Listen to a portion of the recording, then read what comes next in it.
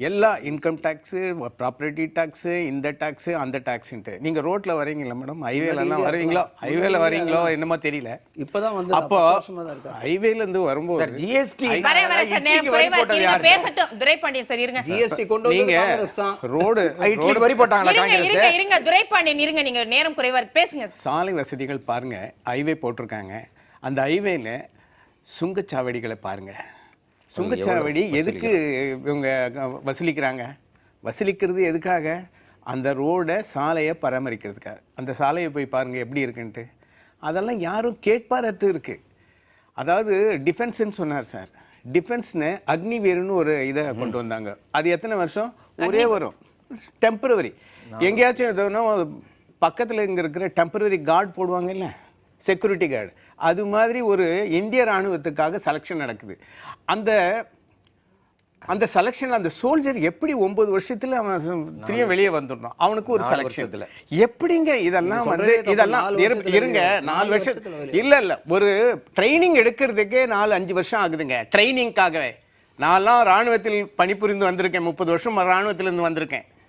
அவனுக்கு ஒரு ஸ்டிஃப்னஸ், அந்த அவனுக்கு ஒரு நல்ல ஒரு இராணுவ அதிகாரியாவோ இராணுவத்தின் ஒரு நல்ல ஒரு கோட்பாடோடு இருக்கணும்னா ட்ரைனிங் எடுக்கிறது ஒரு மினிமம் 10 வருஷம்.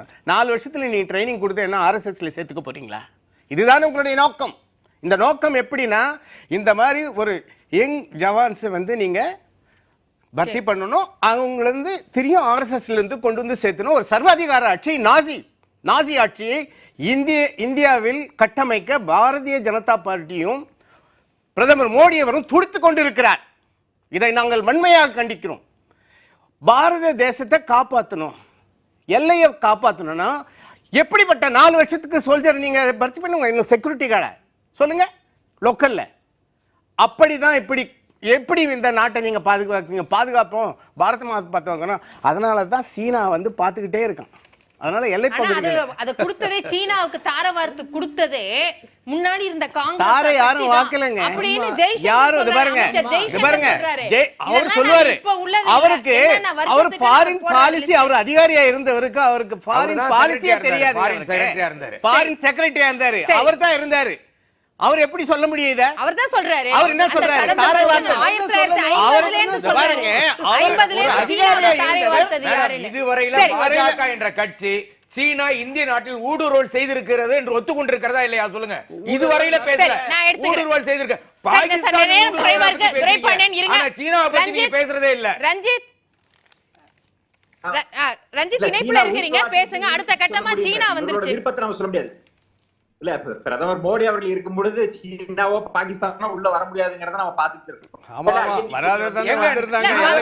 2000 சதுர கிலோமீட்டருக்கு அவன் ரோடு போட்டு நூற்றுக்கணக்கான வீடுகளை கட்டி வச்சிருக்கான். அது நீங்க சொல்லுங்க. துரைபாண்டியன் இருங்க, அவர் பேசி முடிக்கட்டும். ரஞ்சித் பேசுங்க, நேரம் குறைவா. காசு வாங்கி தான் காங்கிரஸ் ஆட்சிக்கு வருது. ராகுல் காந்தி ஆட்சிக்கு வரணும் அந்த விஷயங்கள் போக வேண்டாம். இத மட்டும் சொல்லுங்க. பாதுகாப்பு இருங்க, ஒருத்தர் பேசும்போது இருங்க. விலைவாசி பத்தி பேசுறாங்க. விலைவாசி பத்தி தெலங்கானால பெட்ரோல் எவ்வளவு கொடுக்குறீங்க? காங்கிரஸ் ஆட்சி வந்துருச்சு, எவ்வளவு பெட்ரோல் கொடுக்குறீங்க? 109 ரூபா. குஜராத்ல போய் பாருங்க, 95 ரூபாய்க்கு பெட்ரோல் கிடைக்குது. சூரத்ல 94 ரூபாய் பெட்ரோல். உத்தரப்பிரதேசல 95 பெட்ரோல். பீப்பாய் விக்கும் போது இந்திய நாட்டுல 72 இருங்க துரைபாண்டியன் இருங்க, முத அவர் பேச விடுங்க. நீங்க முத அவர் பதில் பேசட்டும். இருங்க, அதுக்கு முன்னாடியே கேள்வி கேட்டா எப்படி? இந்தியா கூட்டணி எல்லாத்தையும் அவசரப்படுற மாதிரி பண்றீங்க. இருங்க இது தவறான கருத்து. இன்னைக்கு 100 ரூபாய் கூட்டணி அவசரப்படவில்லை.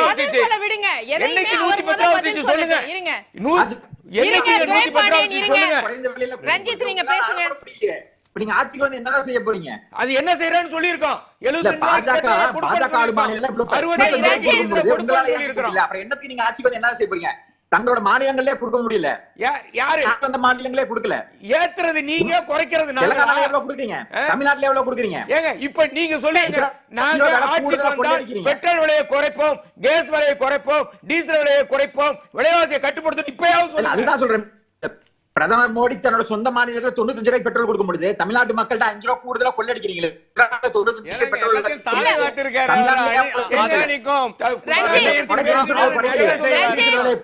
ரஞ்சித் எலெக்ஷன் எப்பப்பலாம் ரஞ்சித் பிறந்து பொய்யிலே வளர்ந்த திமுக. ரஞ்சித் ஒரு நிமிஷம் இருங்க ஒரு நிமிஷம் இருங்க.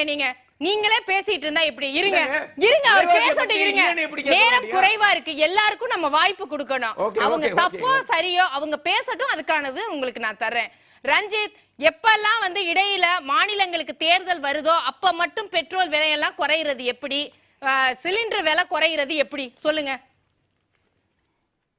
இல்ல நாங்க தேர்தல் நேரத்துல அதிகரிக்க குறைக்கிறது. ஆமா, ஏதாவது இடையில மாநிலங்களுக்கு தேர்தல் வருது அப்படின்னு சொன்னா, தீபாவளி சமயமா இருந்தா மகளிருக்கு அப்ப மட்டும் பரிசு கொடுக்குறீங்களா? அது எப்படி? Election stunt.